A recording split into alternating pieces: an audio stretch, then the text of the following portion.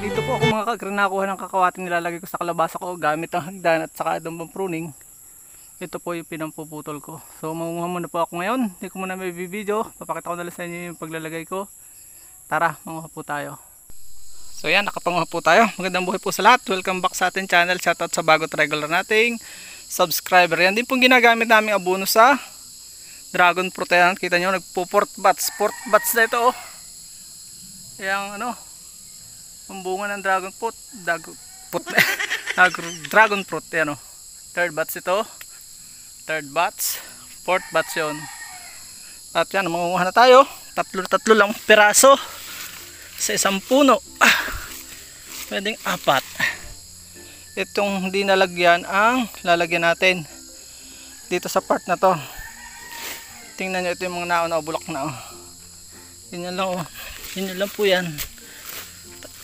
Kaya po ako yung panay ang tanim ng kakawati. Yan oh. Yan po ay abono, napaka taas ng nitrogen yan at repellent din po yan. Yan ating ini-expect na 15 years na tayo nagdi-dream na makapagpabunga ng isang tricycle na kalabasa dito. Imagine mo yun, 15 years.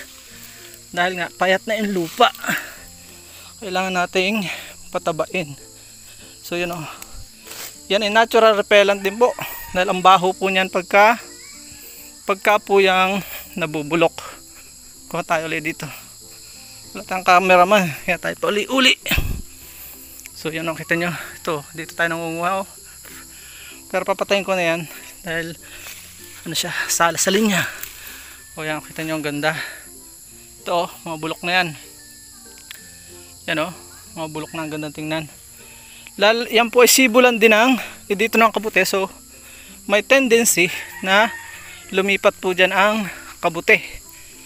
So aabangan natin yon. Marami tayong abang sa aming vlog. Yan o.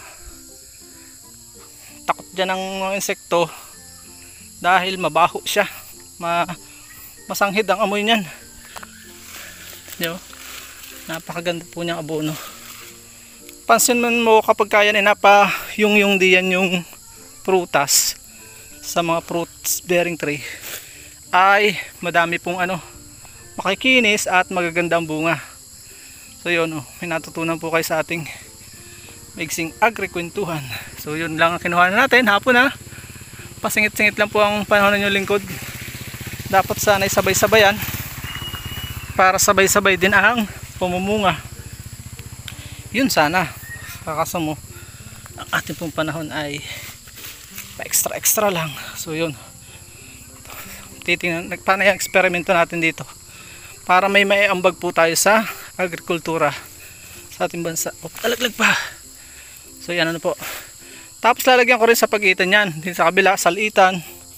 Kalalagay ko lang ng dumi ng tupa oh. So yan oh. Dumi po yan tupa. Hindi naman tayo asa sa kakawate lang.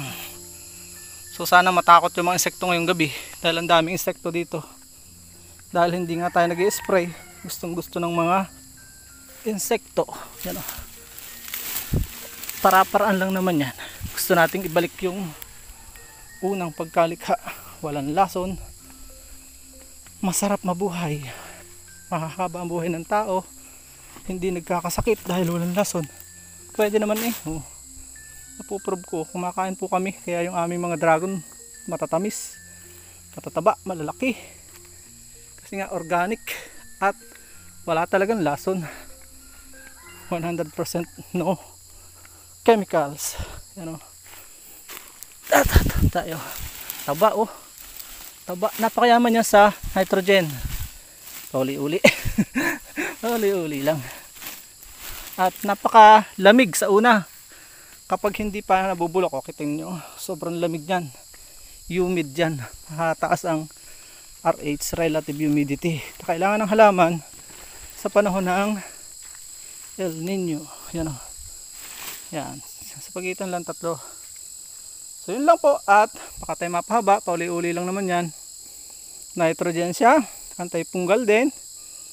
At i-comment nyo below. Yun yung naka-viral nating video. Maabot po ng 780,000. Basta ganun. yung kakawati. Maraming benepisyo ang kakawati.